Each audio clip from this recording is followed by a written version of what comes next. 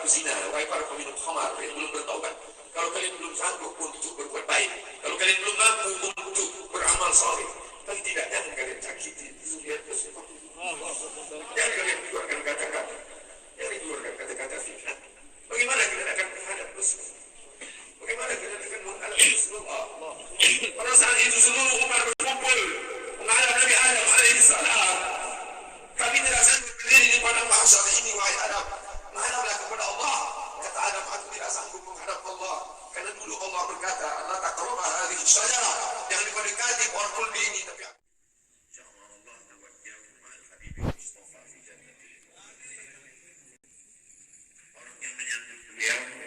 kalau dia masih ada ikatan dinas, maka beberapa hari ini kita lihat orang itu dihukum dari jabatannya. Orang yang mengupdate status kalau menulis nama beliau, maka Instagramnya akan diblokir.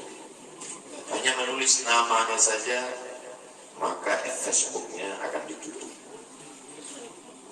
Orang menjadi takut untuk menjenguk beliau, kecuali orang-orang yang takutnya sudah dihabiskannya untuk Allah. Apa dosanya? Apa salahnya? Berapa triliun negeri ini pernah dirugikan? Nikel, uranium yang pernah dijualnya ke luar negeri. Berapa BUMN perusahaan yang pernah dijualnya aset-aset negara? Ada yang pernah dia jual?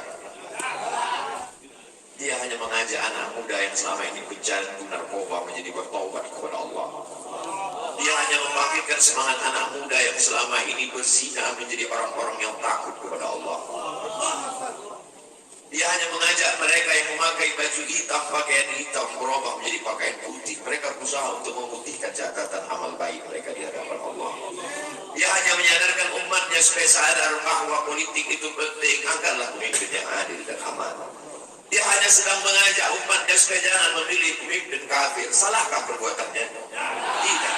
Dia tinggal di negara demokrasi. Dalam dunia demokrasi, siapapun berhak untuk mengajak menyuarakan kebenaran. Dia tidak melawan sultan, dia tidak melawan ulil amri, dia tidak melawan siapapun. Dia hanya melawan ketidakadilan. Hari ini saya berangkat setelah sholat subuh menuju airport, naik pesawat. Setelah naik pesawat, naik mobil. Setelah naik mobil, jalan macet, saya mesti turun naik sepeda motor. Setelah naik sepeda motor pun juga tidak bergerak, jalan kaki. Akhirnya sampai kemana? Dalam hati saya berkata, celaka betul orang yang mengatakan kemarin katanya tidak ada yang menyambutnya. Sudah 3 hari, saya pikir 3 hari tidak ada orang lagi, saya akan datang bisa duduk berdua dengan beliau. Saya tidak datang mau ceramah, saya tidak datang mau tausiah, saya tidak mau tabligh akbar. Ternyata yang menyambutnya seramai ini, sebanyak ini, orang berjalan kaki, anak-anak muda berjalan kaki, orang tua, ibu-ibu duduk di pinggir jalan. Apa yang membuat mereka datang kemari? Satu, cinta. Lagu baru ni'aliha ahabu ilayya wa asfali balwaha, kata Qais. Debu yang menempel di sandal Laila lebih dapat menghilangkan rasa sakit dan duka. Hanya cinta kepada Laila, apalagi cinta kepada zuriat Nabi Muhammad SAW.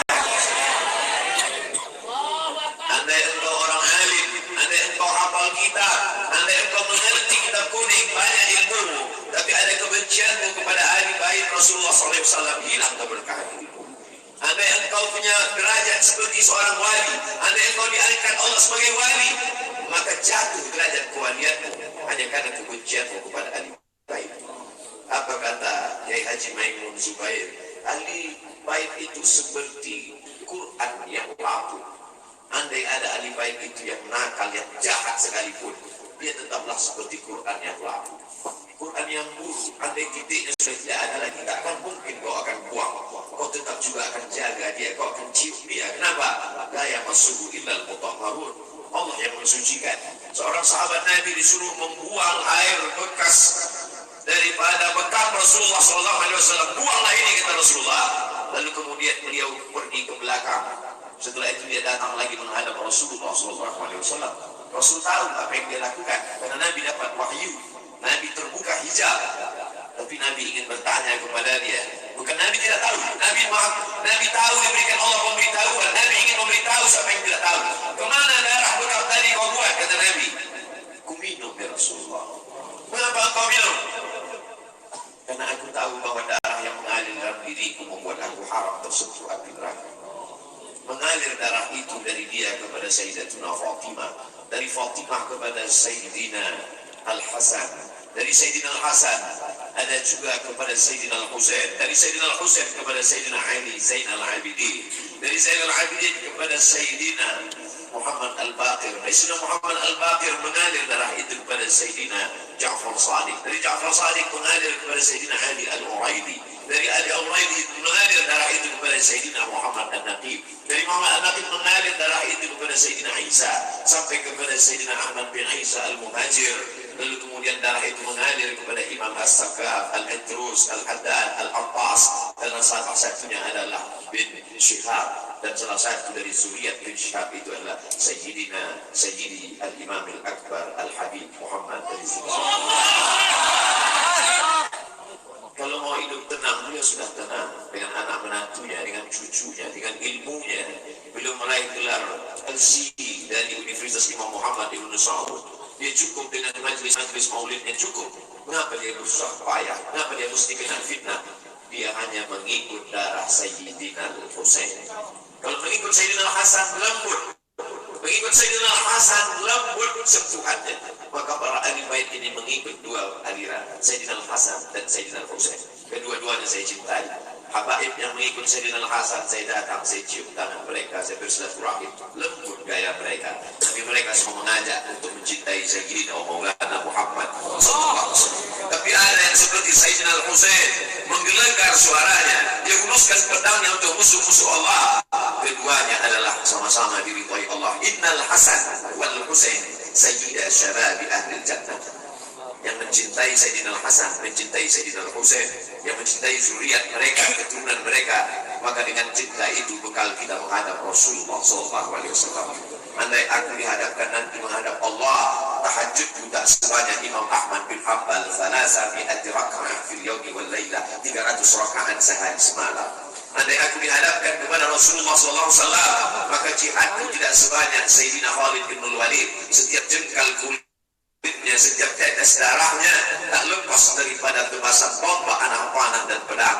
Andai aku dihadapkan kepada Sayyidina Maulana Muhammad SAW, amalku tak sebanyak Abdurrahman bin Auf. Lalu apa bekal Muhammad Abdul Somad? Adakah ceramah-ceramahmu itu bisa kau jadikan bekal menghadap Allah? Tidak. Sebagiannya sudah diambil oleh tatapan mataku melihat berapa subscriber, follower, dan viewer.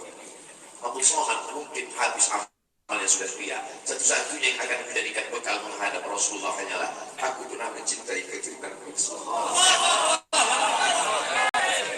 Aku pernah mencintai zuriat Sallu ala Nabi. Wahai para pelaku perbuatan dosa, wahai para pezina, wahai para peminum khamar yang belum bertaubat, kalau kalian belum sanggup untuk berbuat baik, kalau kalian belum mampu untuk beramal saleh, paling tidak jangan kalian cakiti zuriat Rasulullah. Jangan kalian keluarkan kata-kata, jangan dikeluarkan kata-kata fitnah. Bagaimana kalian akan menghadap Rasulullah? Bagaimana kalian akan menghadap Rasulullah? Pada saat itu seluruh umat berkumpul menghadap Nabi Adam alaihissalam. Kami tidak sanggup berdiri di padang mahsyar ini, wahai Adam, menghadaplah kepada Allah. Kata Adam, aku tidak sanggup menghadap Allah, karena dulu Allah berkata, la taqrabu hadhihi syajarah, yang kau dekati pohon kulbi ini, tapi aku malah memakannya, ya Allah. Mereka datang menghadap Nabi Nuh alaihissalam. Kata Nabi Nuh, aku tidak sanggup menghadap Allah, karena anakku durhaka.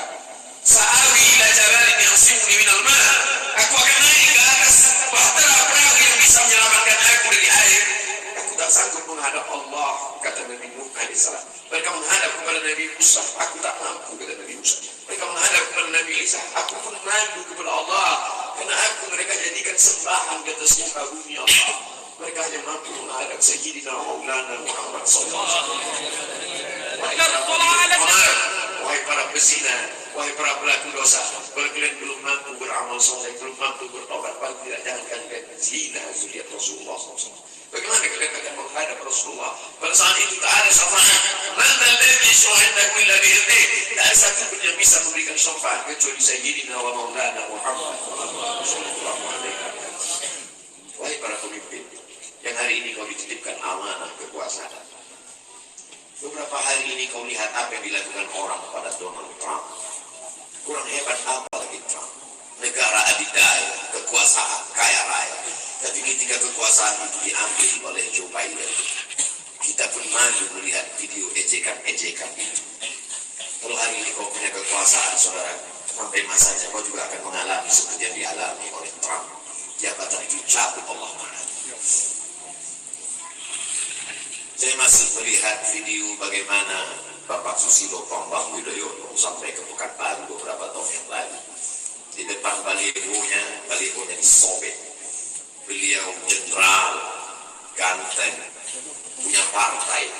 Tapi setelah kekuasaan itu tak ada di tangannya, difitnah, dibully, balihonya disobek. Bagaimana agaknya ketika tiga hal itu tak ada pada diri kita.